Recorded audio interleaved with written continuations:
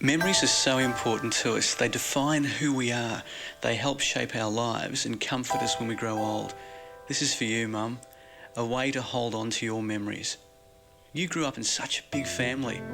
Teresa Mitzi, one of 13 children, 8 girls and 5 boys. When you took us to Malta and I saw the house you grew up in, it seemed so big, but not nearly big enough for 13 kids.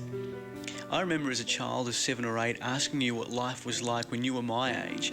It amazed us as kids hearing stories of you and Dad as young children growing up during World War II, the times you had to take refuge in bomb shelters.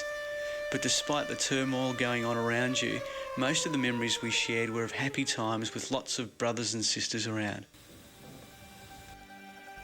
As a young woman living in the town of Lear, a handsome man entered your life while strolling in a public garden. That's how you met people in those days. You strolled down to the park with friends.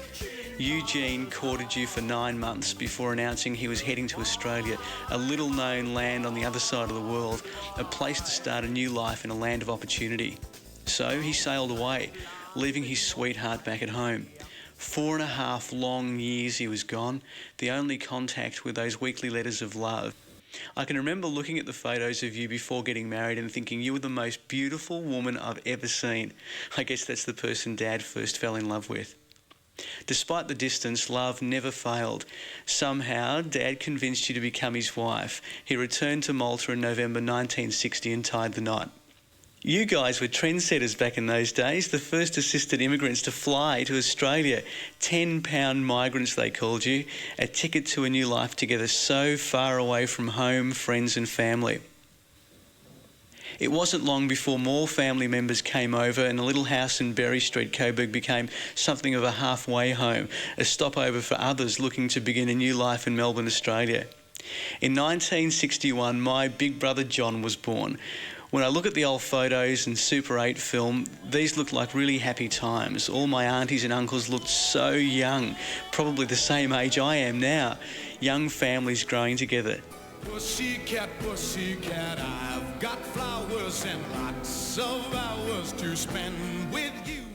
6 years later, I arrived along with Paul, the terrible twins. The family doubled overnight, and what a workload it must have been. During the early 70s, you tried for another child. James was born, but he wasn't with us long, only a few short hours. In 1972, Jason came along, the 4th and final boy for you, Mum and Dad. Jason has special needs and holds a very unique place in the lives of you and Dad and all the family. It must have been hard keeping 4 rowdy boys in line. You both kept up a united front when it came to discipline. That line, "just wait till your father gets home," was used quite a few times. But sometimes, if we were really bad, immediate action was needed, and that's when the slipper came off. We all thought you were a bad shot, but I suspect you deliberately aimed short of the mark. Right from the start, you both must have known only hard work was going to get the home that you wanted for all of us to grow up in. As if having 4 boys wasn't enough, you also worked cleaning offices in the evening. You left for work after keeping house during the day, and only after making sure we all had a cooked dinner on the table. Sometimes we were even in bed before you came home. Over the years, our family here grew. 2 sons were married, and suddenly you had to come to terms with being a grandmother, none the Tess. Life hasn't always been easy, has it, Mum? Most of your family is still in Malta.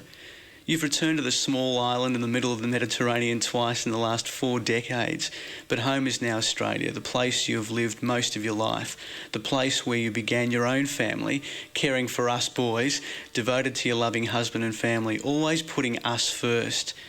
So now it's our turn to look after you. You have shared so many memories with us. Mum, these memories are for you. Well, she's all you'd ever want. She's the kind I'd like to flaunt and take to dinner. But she always knows her place. She's got style, she's got grace. She's a winner. She's a lady. Oh, oh, oh, she's a lady. Talking about